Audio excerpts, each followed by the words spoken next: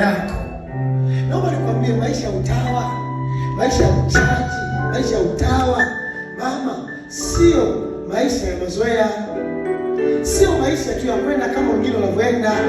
Kuna vitu unajikataa, kuna vitu unajikana. Sio dhambi, ila kuna vitu unafanyaje? Unajikana. Sema Bwana, ukishaokoka hakunaga kauli nasema ni boyfriend wangu. Ukishaokoka kataa habari za boyfriend na girlfriend. Kataa. Yaani ukifika wakati unataka kuolewa, ingia ni mahusiano. Tena unakuwa very honest. Baba, nimepata mchumba, ameniambia anataka kunioa, mleta, anakuja, tunawapa tarehe, tunatangaza ndoa, tunawafungisha. Maisha yanaendelea. Boyfriend na girlfriend kwenye umeokoka, binti unanielewa? Na mnachati usiku wa manane. Mtumie picha yako ukiwa umelala. Mtumie ukiwa unacheka, unatuma. Tumisha Bwana. Na unategemea mke usiku ombe, maisha yako yote. Kila ukiomba inakuja picha huyo mvulana akili wako. Kanapita kanakimbia. Haleluya. Unasema unashangaa, badala ya kuomba, unaanza kusema Mungu bariki chakula hiki.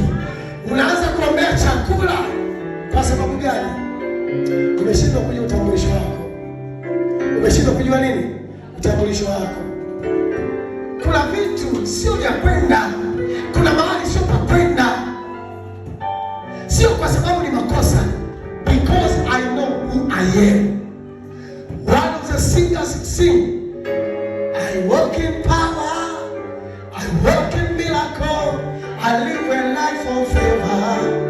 Cause I know who I am. I walk in power, I walk in miracle, I live a life of favor.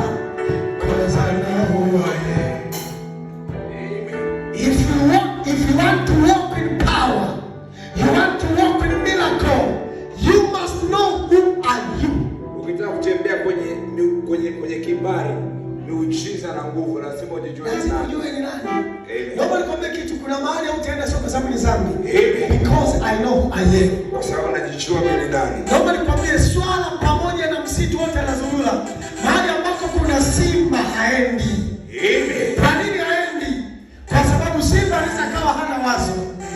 Lakini akimwona swala, wazo linakuja. Sema Bwana. Yaani kweli simba hakuna na nini? Na wazo. Lakini kwa sababu amemwona swala kaja, wazo likaja. Maandiko yanasema ninawatuma kama kondoo katikati ya nini? Wewe you are the most wanted. Unahitajika kila mahali. Naomba nikwambie kitu. Protect your seed. Itunze mbegu yako. Linda mbegu yako ya Mungu ndani. Amen. Linda, huo ni mtaji, nakwambia kweli. Hiyo mbegu, utajiri uko pale. Heshima iko pale. Ndoa iko pale. Uponyaji uko pale. Unataka kusema nini? Vyote tunavyovitaka viko pale. Amen. Haleluya. Amina. Linda mbegu yako, mtumishi wa Mungu. Amen. Linda kile ambacho Mungu amekupa. Kweli kuna wakati utaomba na maombi yasionekane. Ukiona umeomba maombi hayapatikana, ni Mungu ana stretch your level prayer. Yaani uzidishe zaidi, uwe na uwezo mkubwa wa kuomba. Amen. We do not pray so that we can receive. Atuombe ili tupokee. We pray so that we can become. Tunaomba ili tuwe. Hallelujah. Amen.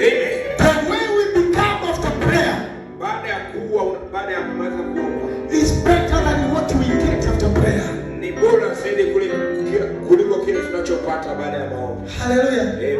When you pray, unapoomba, you become. Unakuwa. When you pray, unapoomba, when you get, unapopokea, is something that is not the intent of God, but you have given. Lakini umepewa because He loves you. Kwa sababu anakupenda. But prayer, lakini maombi, it forms you. Yanakutengeneza. Inatengeneza ngoma ile mbegu yako. Yes. Ukiona mtu yote ambaye anafeli kuomba, mbegu yake haina ulinzi. Haina ulinzi. Umeokoka unarudi kwenye yale maisha. Umeokoka unarudi kwenye yale maisha. Naomba nikwambie, mbegu yako haijalindwa. Haijalindwa. Mungu anaweza akakutenga na watu waovu. Mungu anaweza akakutenga kwenye mambo maovu.